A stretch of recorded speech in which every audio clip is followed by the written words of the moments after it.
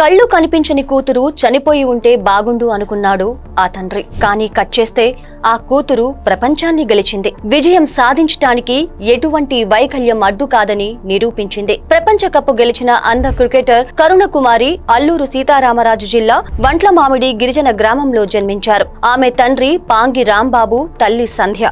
వారికి మొత్తం 4 పిల్లలు.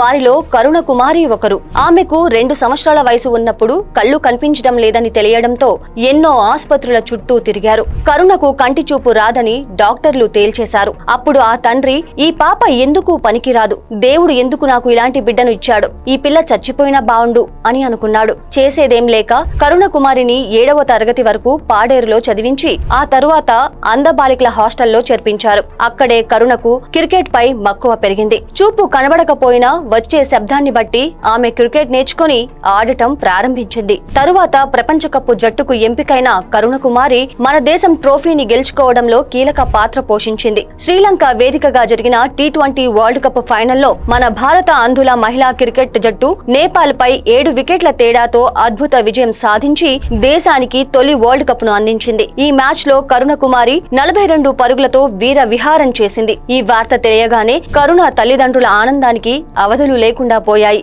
ఆ రోజు నా కూతురు చనిపోయి ఉంటే బాగుండు అనిపించింది, కానీ అదే కూతురు వరల్డ్ కప్ గెలిచి నన్ను ఓడించింది అని ఆనంద భాష్పాలు రాల్చారు తండ్రి రాంబాబు. కూతురు భవిష్యత్ ఏంటో అని బెంగ పెట్టుకున్న ఆ తండ్రినే తన పట్టుదలతో గర్వపడేలా చేసి ఈ రోజు ఎంతో మందికి స్ఫూర్తిగా నిలుస్తున్నారు కరుణ కుమారి.